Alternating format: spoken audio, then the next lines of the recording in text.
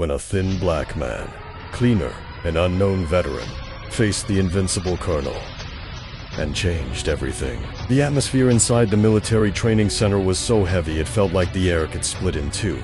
Every gaze was locked on the center mat, where a decorated colonel stood face to face with a man who, just moments ago, had been nothing more than background. An overlooked worker, almost invisible. Cold overhead lights cast sharp shadows across frozen faces, all holding their breath in anticipation. "Are you sure about this, soldier?" asked Colonel Marcus Richard, his deep voice carrying the weight of decades in service.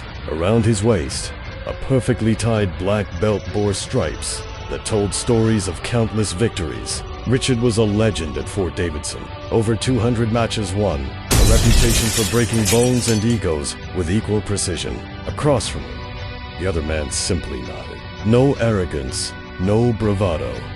Only a strange calm, as if he carried something far greater than muscle or stance. His simple janitor's uniform hid a strength few could imagine. "My name is Nathan Williams. A minute earlier, I was just the guy pushing the cleaning cart down the hallways. A common face, calloused hands, dark skin that many judged before hearing my voice. What they couldn't see was the weight of the memories I carried.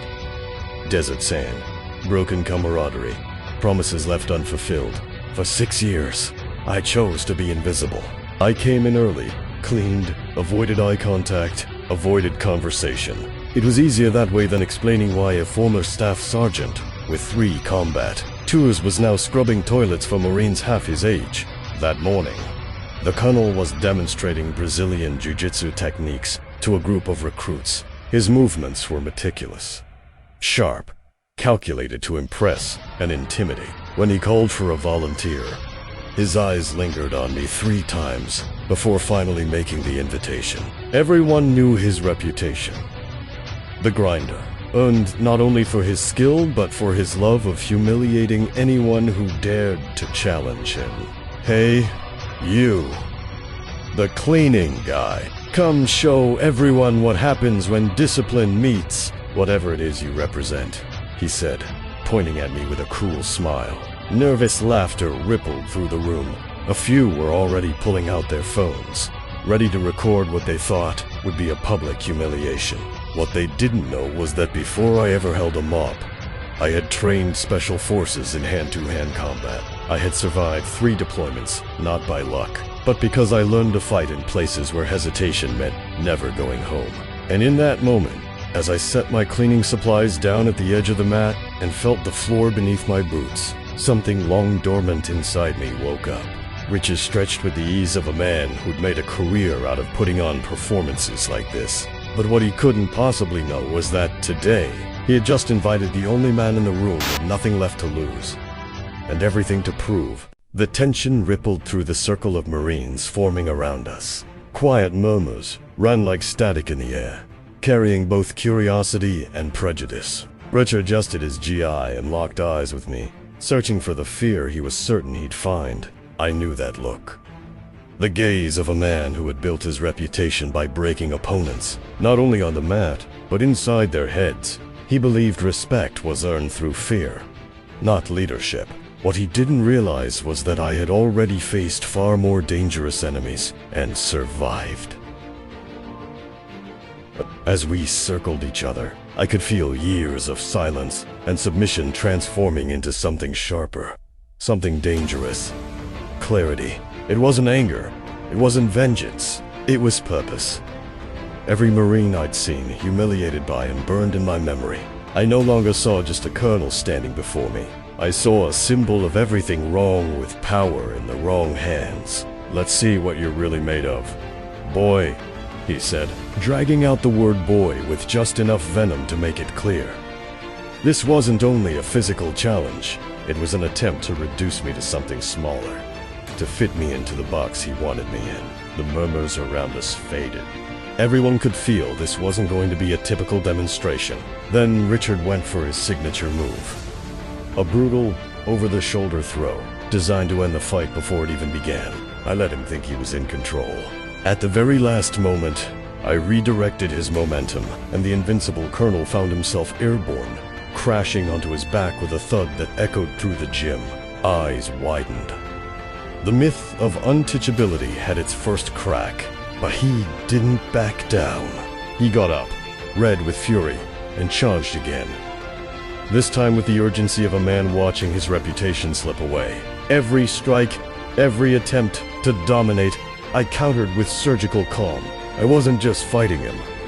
I was teaching a lesson, and in that moment, I realized this wasn't about proving something just to myself. It was about showing everyone in that room that real strength isn't measured by rank, medals, or intimidation. It's built through resilience, dignity, and the courage to stand tall in the face of injustice. Sweat dripped down Colonel Richard's face, but it wasn't just from physical effort. It was the discomfort of a man realizing, for the first time in decades, that he was losing control. His strikes came faster now, but also slow. Speed without precision is a liability, and I knew this weakness as well as I knew my own heartbeat. He went for a textbook combination. High feint, low step in, grip on the collar, then a sacrificial throw. It was the kind of move that looks impressive to someone who's never seen real combat. To me, it was as predictable as the sunrise. I caught his wrist at the exact moment, pivoted, and turned his attack into a hard takedown, driving him into the mat with the elegance of a thunderclap. The silence that followed was different now.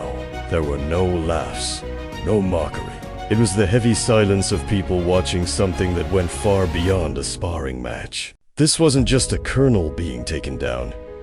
It was a hierarchy built on fear collapsing right in front of them. A few young Marines, who had once felt the sting of Richard's humiliation, traded glances, as if they were watching justice happen in real time. I could see hope in their eyes, but also shock. No one expected that the man with the mop and bucket could do this. Richard rose more slowly this time, breathing heavily, fists clenched. His expression no longer held just anger. There was something new, something he tried to hide. Doubt.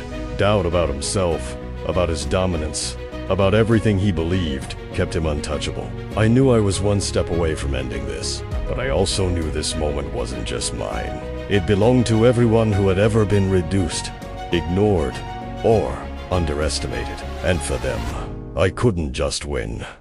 I had to prove it. Richard's breathing was ragged now, his GI out of place, his belt slightly loosened. Every detail betrayed the chaos taking hold inside him. He came at me with everything he had left.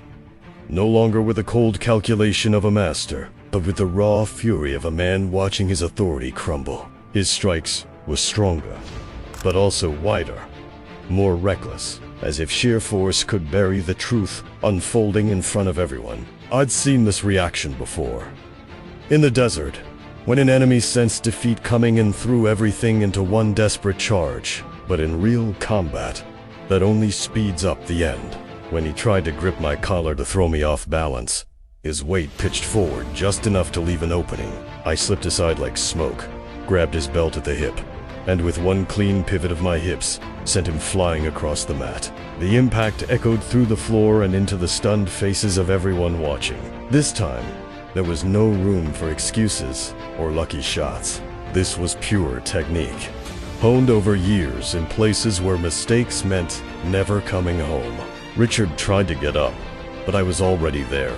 I moved in, locking a flawless armbar, applying unrelenting pressure. He fought it for a few seconds, until pain and the absence of escape forced him to tap the mat. The sound of his surrender was louder than any shout. The invincible Colonel Marcus Richard, who had spent years building his image by breaking others, was now pinned and defeated by the man he had singled out to humiliate. As I released the hold, I felt no euphoria, no hatred, only the certainty that, from this moment on, no one in that room would ever again judge a person by the color of their skin, the uniform they wore, or the job they performed. Richard stayed on the mat for several seconds, breathing hard, staring up at the ceiling as if he needed to rebuild his entire reality from the ground up.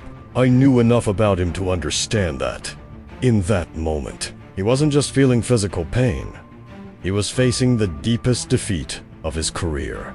I reached out my hand to help him up, not as a taunt, but as a gesture of respect between two men who knew the weight of real combat. He accepted, his grip firm, but his eyes still fixed downward. Around us, the circle of Marines remained frozen. Some still recording with their phones, others just trying to process what they had witnessed. Then Corporal Martinez, one of Richard's past victims of humiliation, broke the silence. "Who are you?" "Really?" The question moved through the crowd like a current. Everyone wanted the answer. I took a deep breath and spoke with the clarity of someone who had nothing left to hide. Staff Sergeant Nathan Williams, 3rd Battalion, 2nd Marine Regiment. 3 tours in Fallujah. Former close combat instructor for Special Operations Forces. The reaction was immediate. I could see in their faces the exact moment every preconception shattered.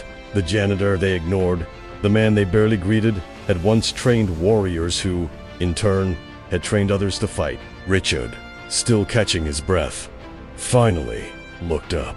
The usual arrogance in his eyes was gone, replaced by something I hadn't seen in him for years. Vulnerability. He knew that from this moment on.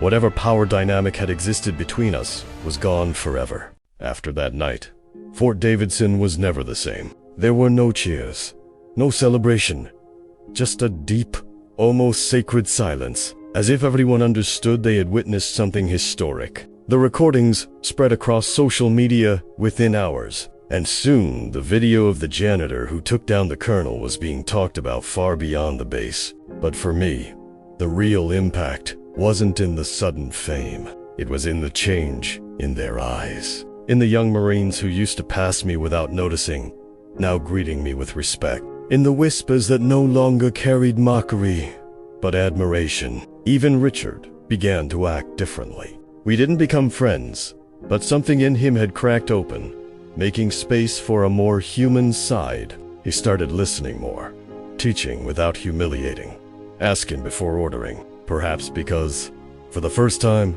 he'd tasted what it was like to be on the receiving end of misused power. Not long after, I was offered my position back as an instructor. I didn't accept right away.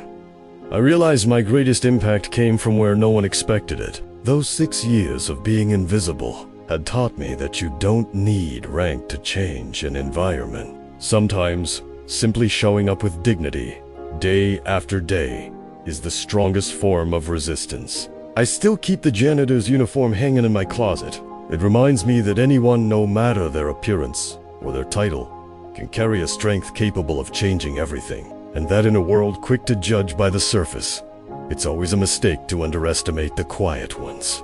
That night, on the mat at Fort Davidson, everyone learned the same lesson. True strength isn't the kind that crushes, it's the kind that lifts. And sometimes, it comes from the hands of the person you least expect.